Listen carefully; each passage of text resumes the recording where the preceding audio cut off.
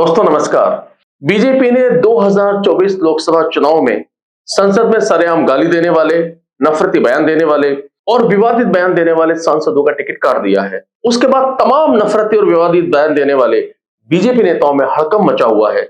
ऐसे में विवादित और नफरती बयान देने वाले नेताओं को समझ में नहीं आ रहा है कि अब वे क्या करें और क्या ना करें। आखिर बीजेपी ने क्यों काटा नफरती और विवादित बयान देने वाले सांसदों का टिकट, क्या वजह रही, इन सब बातों का आगे हम विश्लेषण करेंगे। लेकिन पहले जानिए टिकट कट चुके विवादित बयान देने वाले इन 6 नेताओं के कुछ चुनिंदा बयान। रमेश विधुड़ी, 63 वर्षीय रमेश विधुड़ी 3 बार दिल्ली से विधायक और 2 बार सांसद रह चुके हैं। सितंबर 2023 में संसद में जमकर इन्होंने अपशब्दों का इस्तेमाल किया। उग्रवादी सिरे ले रहे हैं, उग्रवादी बोलने भी तो कभी खड़ा होगा, ये बता रहा हूं। उग्रवादी कटवे सर, ये जो श्रेय अगर जाता है तो देश के प्रधानमंत्री को जाता है। प्लीज ये आतंकवादी है, उग्रवादी है, ये मुल्ला आतंकवादी है। इसलिए सर अभी मैं बताना चाहता हूँ, अधीर रंजन जी अभी शोर मचा रहे थे, लिस्ट पढ़ रहे थे। उस लिस्ट में अधीर रंजन जी जब लिस्ट पढ़ रहे थे 1975 से लेकर अभी तक, इसकी बात करते रहना थी। बाहर देखो इस मुल्ले को। प्रवेश वर्मा, 47 वर्षीय प्रवेश वर्मा पिछली 2 बार से लगातार सांसद है और 2019 में 5,78,486 वोट के साथ जीतकर दिल्ली के इतिहास की सबसे बड़ी विजय का इतिहास रच चुके हैं। अक्टूबर 2022 में प्रवेश वर्मा ने मुसलमानों का बहिष्कार कर उनकी रेहड़ियों और दुकानों से सामान ना खरीदने की अपील कर अच्छा खासा विवाद खड़ा कर दिया था। मैं कहता हूं अगर इनका दिमाग ठीक करना है, इनकी तबीयत ठीक करनी है तो एक ही इलाज है, वो है संपूर्ण बहिष्कार। आप इस बात से सहमत हो? हाथ खड़ा करके बोलो सहमत हो और मेरे साथ बोलो, हम इनका संपूर्ण बहिष्कार करेंगे। हम इनके दुकान रेडियो से कोई सामान नहीं खरीदेंगे, हम इनको कोई मजदूरी नहीं देंगे। आप एक काम कर लेना, बस ये इनका इलाज है। मार्च 2023 में प्रवेश वर्मा ने दिल्ली के मुख्यमंत्री अरविंद केजरीवाल को औकात में रहने की बात कहते हुए उन्हें नीच आदमी बता दिया। 2022 में ही प्रवेश वर्मा का फिर एक बयान आया जिसमें उन्होंने कहा, हिंदू चाहे तो 24 घंटे में सबक सिखा दें, जिहादी तत्व बकरीद जैसे त्योहारों के जरिए अपने बच्चों में नफरत पैदा करते हैं। 2020 में उन्होंने राहुल की तुलना कोरोना से करते हुए गांधी परिवार को क्वारंटीन में भेजने की बात कह दी। प्रज्ञा ठाकुर, 54 वर्ष की प्रज्ञा ठाकुर 2019 में पहली बार सांसद बनी और उनका जो सबसे चर्चित बयान रहा वो था जब संसद में उन्होंने गोडसे को देशभक्त बता दिया। प्रज्ञा ठाकुर ने लोगों को सब्जी काटने का चाकू तेज रखना चाहिए ताकि मौका आने पर दुश्मनों के सिर भी आसानी से कट जाए, ऐसे बयान भी दिए। प्रज्ञा ठाकुर कहती है, क्षत्रिय को क्षत्रिय कहो तो बुरा नहीं लगता, ब्राह्मण को ब्राह्मण कह दो तो बुरा नहीं लगता, वैश्य को वैश्य कह दो तो बुरा नहीं लगता, शूद्र को शूद्र कह दो तो बुरा लगता है। प्रज्ञा ठाकुर ने कांग्रेस के वरिष्ठ नेता और मध्य प्रदेश के पूर्व मुख्यमंत्री दिग्विजय सिंह को आतंकवादी ही बता दिया। प्रज्ञा ठाकुर महात्मा गांधी को राष्ट्रपुत्र भी बता चुकी हैं और कह चुकी हैं, हनुमान चालीसा का पाठ करें और कोरोना भगाए। वो यही नहीं रुकी, बल्कि मुंबई में 26/11 के आतंकवादी हमले में शहीद हुए पुलिस अधिकारी हेमंत करकरे को लेकर उन्होंने कह दिया, उन्होंने करकरे को श्राप दिया था जिसके कारण करकरे की आतंकवादी हमले में मौत हो गई।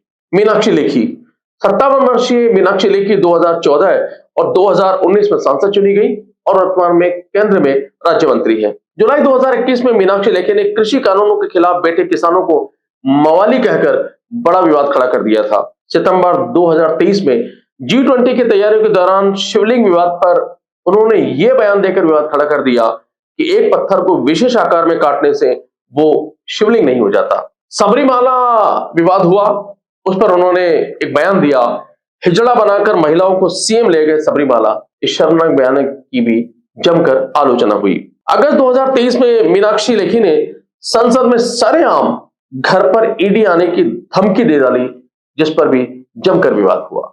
अरे ईडी, एक मिनट शांत रहो, तुम्हारे घर ना ईडी आ जाए।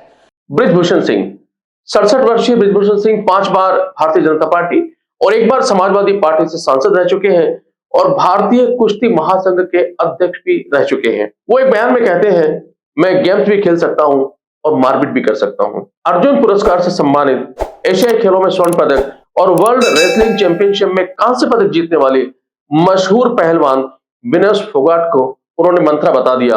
और वो इतना ही नहीं रुके, बल्कि उन्होंने महिला पहलवानों को छुआछूत का रोक देने वाले देविया करार दिया। बृजभूषण सिंह कांग्रेस को आतंकवादी पैदा करने वाली पार्टी भी बता चुके हैं और एक बयान में तो वो साफ साफ मायावती को गुंडी करार देते हैं। मैं मायावती पर बोल रहा हूँ, देखिए वो मुझे उन्होंने कहा गुंडा, तो मैं कहता हूँ कि उत्तर प्रदेश की वो गुंडी है। महिला पहलवानों की एफआईआर में बृजभूषण शरण सिंह पर महिला पहलवानों के केस में सांस चेक करने के बहाने छूते थे सीना जैसे संगीन आरोप भी लग चुके हैं। डॉक्टर हर्षवर्धन, पेशे से डॉक्टर 60 वर्षीय हर्षवर्धन दिल्ली से 5 बार के विधायक, मंत्री और 2 दफा सांसद और केंद्र में मंत्री रह चुके हैं। अगस्त 2014 में उन्होंने बयान दिया कि महिला का शरीर एक मंदिर है और फिर तूफान खड़ा हो गया। केंद्र में स्वास्थ्य मंत्री रहते हुए उन्होंने स्कूलों में सेक्स एजुकेशन को बैन करने जैसी बात भी कह दी और इस पर भी अच्छा खासा विवाद हुआ। अक्टूबर 2021 में राहुल गांधी के लिए डॉक्टर हर्षवर्धन कहते हैं, राहुल गांधी गड्डी में फटे हुए नोट है, इनसे दूध में बैठी पक्षी नहीं उठती।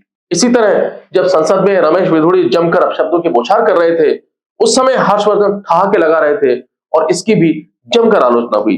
राजनीतिक परिपाटी के अनुसार इन नफरती और विवादित बयानों को संसद की कार्रवाई से निकाल दिया गया, माफी मांग ली गई और बाद में नोटिस भी जारी कर दिए गए। आखिर इन नफरती बयान देने वाले नेताओं के टिकट क्यों काटे गए? क्या भारतीय जनता पार्टी में अब नफरती और विवादित बयान देने वाले नेताओं की कोई जगह नहीं है? दरअसल 2024 का जो चुनाव है वो नरेंद्र मोदी के लिए जीवन मरण का प्रश्न है।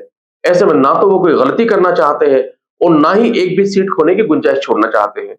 जो भी नफरती बयान देने वाले नेता है, उनके चुनाव लड़ने की स्थिति में इन बयानों को उठना ही उठना था।